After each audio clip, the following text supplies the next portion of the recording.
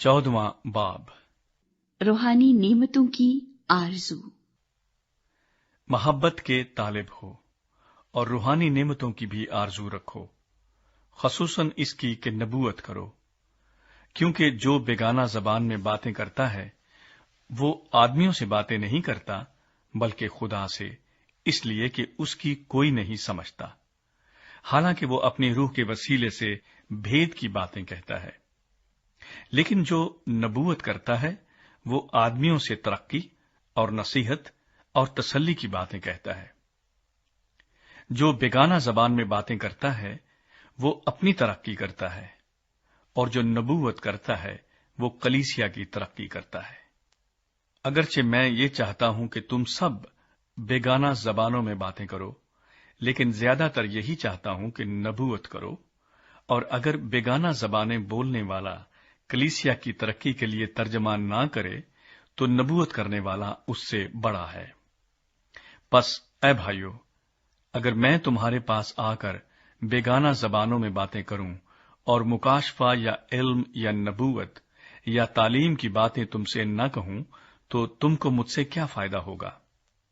चुनाचे बेजान चीजों में भी जिनसे आवाज निकलती है, मसलन बांसुरी या बरबत, अगर उनकी आवाजों में फर्क न हो तो जो फूंका या बजाया जाता है वो क्यों कर पहचाना जाए।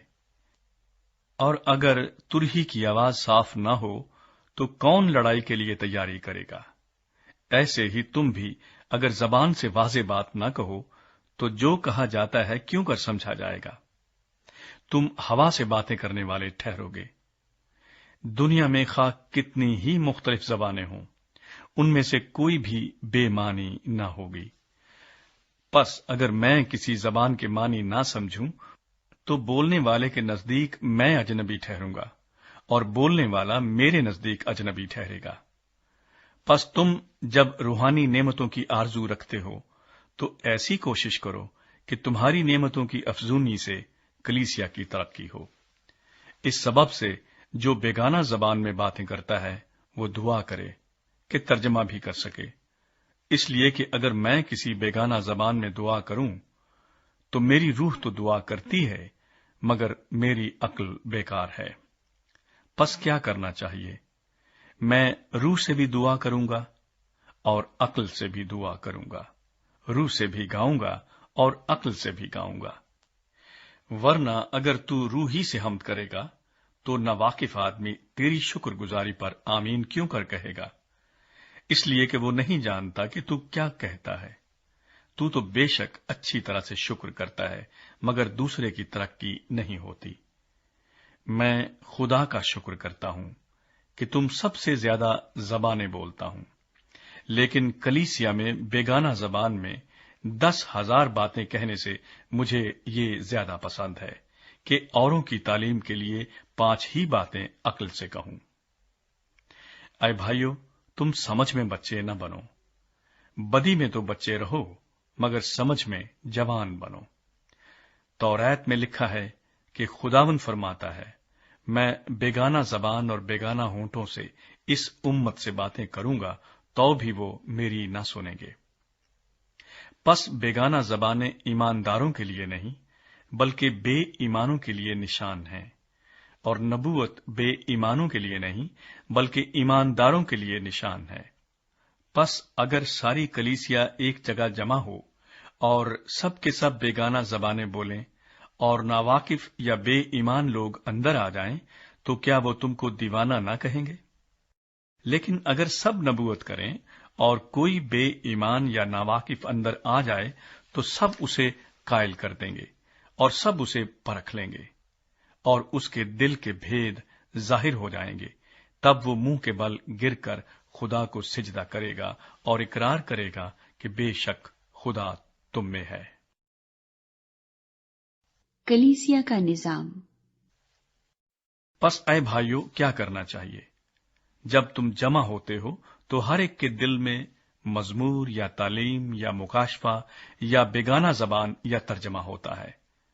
सब कुछ रूहानी तरक्की के लिए होना चाहिए।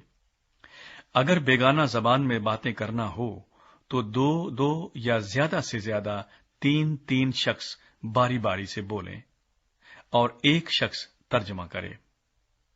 और अगर कोई तर्जमा करने वाला ना हो तो बेगाना जबान बोलने वाला कलीसिया में चुपका रहे और अपने दिल से और खुदा से बातें करे।